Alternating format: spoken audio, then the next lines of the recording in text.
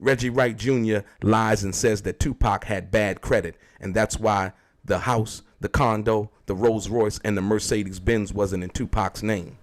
Also, Reggie Wright says that Suge Knight bought Tupac's mother a house, when in fact Tupac paid for the house. Did you know that Reggie Wright Jr.'s company, Rightway Security, wasn't a California legal entity when Tupac was killed? And what credit company or credit reporting agency did Reggie Wright actually work for? Let's get into some of this straight game. Black chat. Life is like the cards. It's not what you dealt, but how you play it. Black chat. Play each situation correctly. I remember they used to laugh at a brother.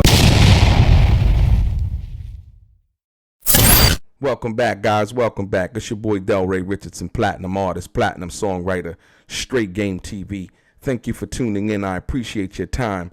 Do me a favor, hit the thumbs up button, subscribe to the channel, tell a friend, and like I always say, if you're new to the channel and you would like to be one of the first people notified when I drop some of this straight game, please do me a favor and hit that bell notification right below the video. I'm going to get right into it.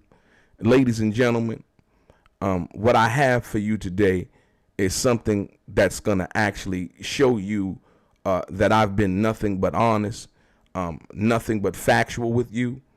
And I'm going to show you on this video right here in particular, where when somebody actually knew the truth, right, they would then proceed to lie about it to try to discredit you so that you could believe in what they're saying and follow the lies that they've been giving out to you. And I'm talking about Reggie Wright Jr. But this one here is particularly special, right?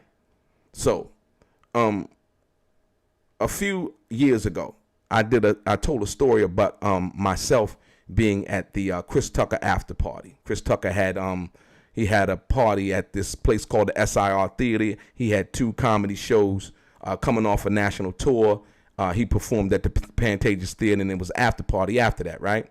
And I told a story about how me and Dr. Dre, we were leaving the party. And when we left outside of the party, everybody was there. Suge was there. Tupac was there.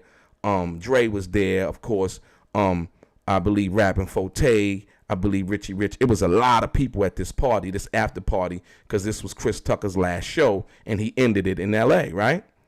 And so, but I told a story about when me and Dr. Dre, we were leaving around about, I would say 12:30, almost 1 o'clock or whatever. We leave out the door, out the back door. And when we leave out the door, gunshots rang out like bat, bat, bat. And so Dre jumped in the bushes, you know what I mean? And I tried to, was looking for a place, but wasn't no room, so I'd get down. And so I start banging on the door so that somebody could come open the door for me, because when the door's shut, they locked, right? And so what I found was, guys, and I told you Reggie Wright's been over there deleting videos that expose his lies and the fact that I've been telling the truth, right? But more importantly, I found some statements from people who had been on to Reggie Wright's page before I long became to know who he really was, and so on and so forth, and before he started to mention my name after I'd been coming out with these facts. So the video that I did was on the Art of Dialogue, right? And so I want you to understand, Reggie Wright actually spoke on my story, confirmed my story, and said that he was there, right? But he kind of embellished a little bit and said that, they were shooting at Tupac and Dre and so on and so forth, when it was actually myself and Dr. Dre leaving out of the back door. When we came back in, and after I told Suge, because Suge opened the door for me, when we came back in, I told Suge, Suge was like, what's up, homie? I was like, yo, they out here shooting. And that's when Suge rallied up the troops, told the security and so on and so forth. And that's when everybody else had found out about it. These are facts. Like I said, if Dr. Dre ever wanted to speak on this, he could speak. Dre could speak on it accurately also. Only 2 people was outside, was me and Dr. Dre when we were leaving. So now, but what I found I found some people on the story on the chat line, should I say, or comments, right? And I'm going to read this for you because I want you to understand how much of a liar Reggie Wright Jr. is, because his whole theory was, I ain't never seen DELRAY around Death Row, or, I've never seen him. He ain't never been around. He didn't know Tupac. All of these lies that he been telling about me, what I have for you today are the facts, not from me, but from people who actually witnessed the video and Reggie talking about it on Bomb First. I'm going to start with Jalen Gibson. Jalen says, this is facts. I remember Reggie Wright Jr. telling this story some years ago about Pac and Dre getting shot at, right? But it wasn't Pac and Dre. It was me and Dr. Dre. Pac was still inside the party, right? And didn't even know what was going on at that particular time until Shield told the security. Chi-Town Bread. I remember him telling this story, right? That's two people. Chi-Town, My Town, official one and only channel. Facts, right? This is from the story on the Art of Dialogues page from my video. Machiavelli Nasir. I remember him telling this story too on Bomb First, right? And then you go to Bed-Stuy, Daytona, 100, 100, 100, right? And then you get to Kayla Cardinal. And Kayla said, yup, he actually co-signed this DELRAY Richardson story as well. Reggie Wright said that he was there. That has 11 thumbs up. Reasonable Doubt Underworld. He sure did tell this story before, right? I want you to understand something, right? This is over 5 people telling you that what I'm saying and what I said wasn't true facts. But not only that, basically that Reggie Wright, especially Kayla, she had heard that Reggie Wright had co-signed my story because he was there. Now, you understand what I'm saying? How much this guy has been actually lying and clout chasing and telling these fictitious stories. I don't know where that comes from. I don't know what type of people do this. They've been calling this guy a OG. Reggie, he telling it. No, he's been lying. He co-signed my story and mentioned my name because somebody had asked him about me and the story that I told in reference to that party, right? Yeah.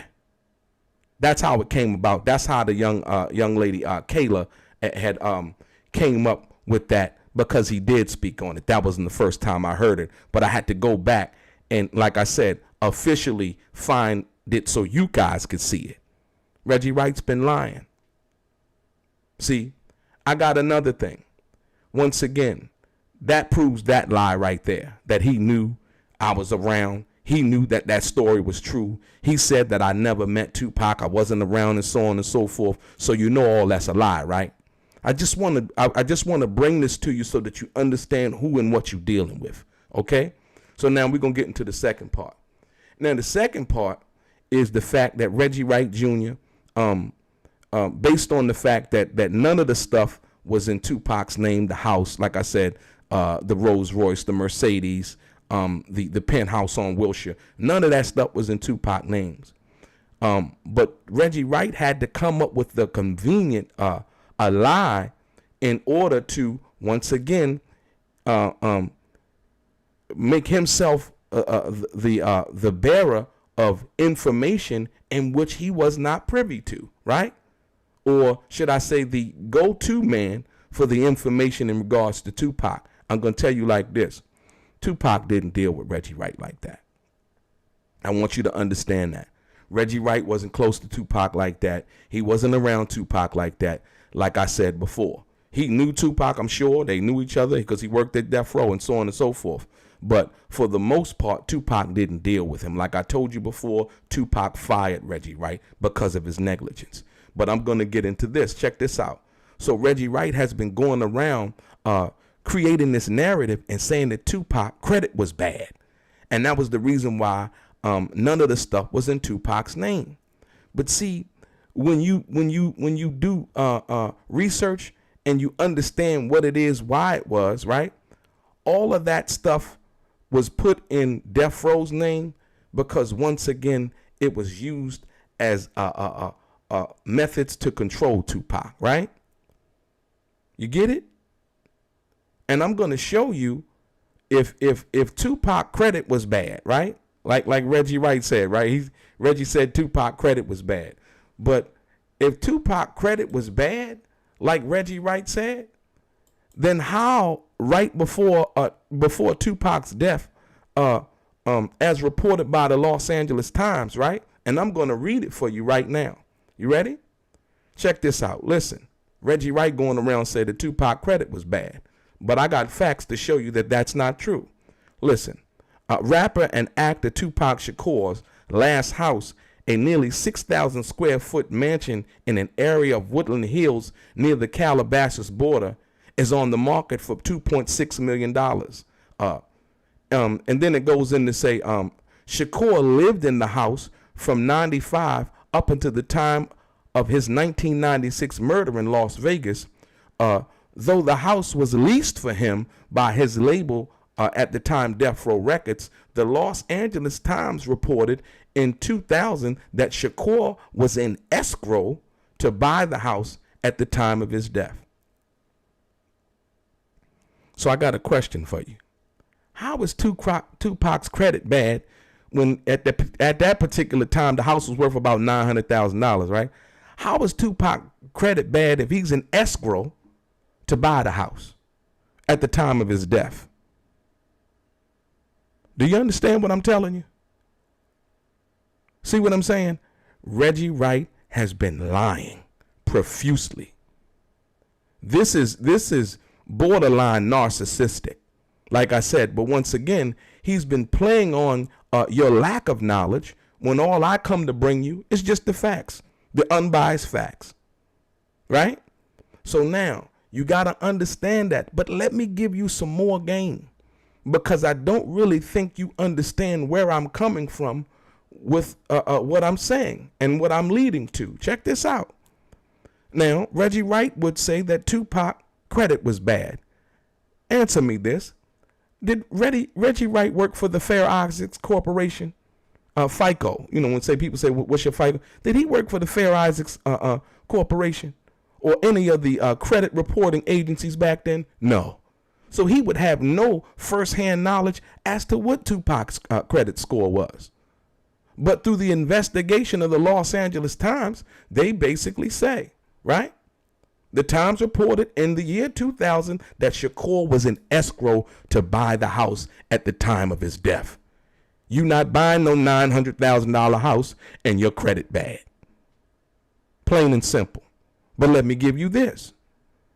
You see, what Reggie Wright fails to tell you is that at the time of Tupac's death, you know, the Right Way Security, the Right Way Protective Services, I looked it up, right?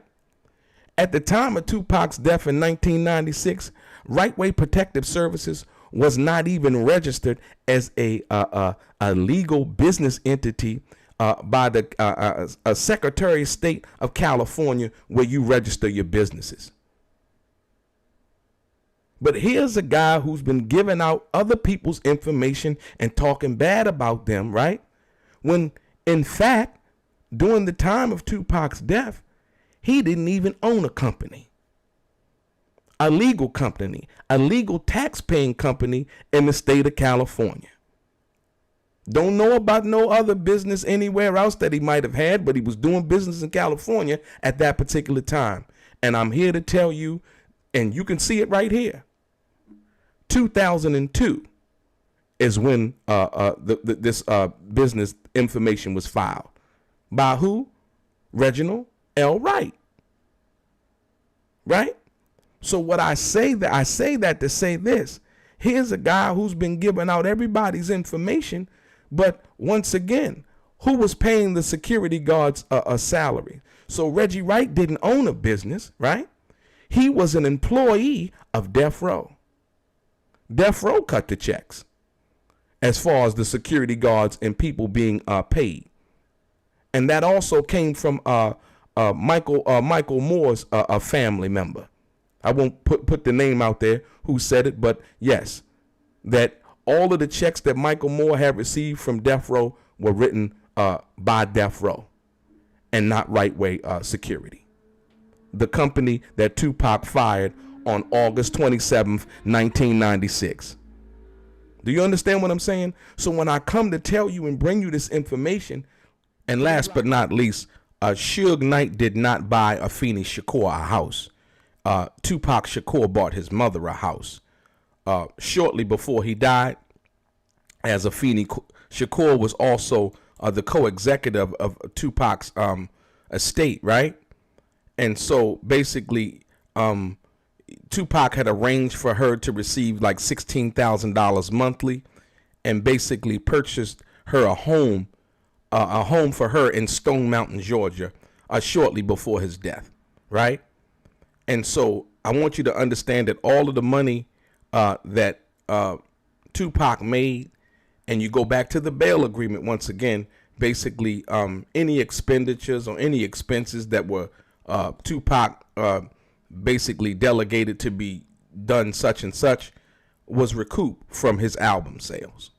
So anything that was spent that he asked for from that perspective was basically paid with his money, not Suge Knight's money.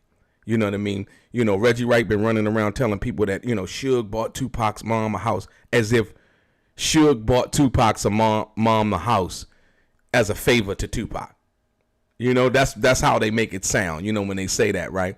When in fact, Tupac bought his mother a house through his blood, sweat, and tears, and the money generated from his album sales and his royalties.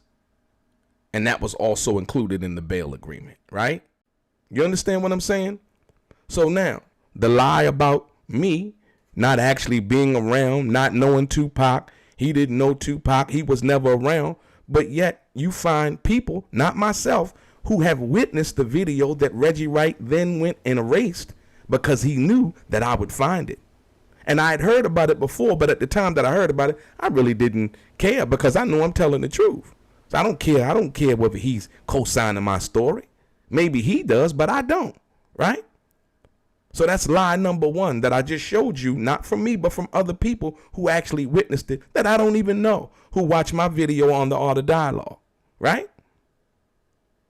Number two, saying that Tupac's credit was bad, and that's the reason why the house, the Rolls Royce, and all of that stuff wasn't in his name. Another lie. Tupac was actually in escrow to buy a $900,000 house that Death Row had rented for him, and Tupac, I guess evidently after they did that, decided that he liked the house and wanted to buy it. These are facts, y'all. You understand what I'm saying? And last but not least, not handling your own business, but telling everybody else's business. They say when you live in a glass house, you must not throw any stones. But I guess Mr. Wright doesn't understand that factual statement. But because he continues to throw stones and tell lies, and then, would you say, did you throw the stone and then you hide your hand? Yeah, he's throwing stones, hiding his hand, confirming stories of mine that people have asked him about, and then going and hiding the videos too. Your boy DELRAY, straight gang.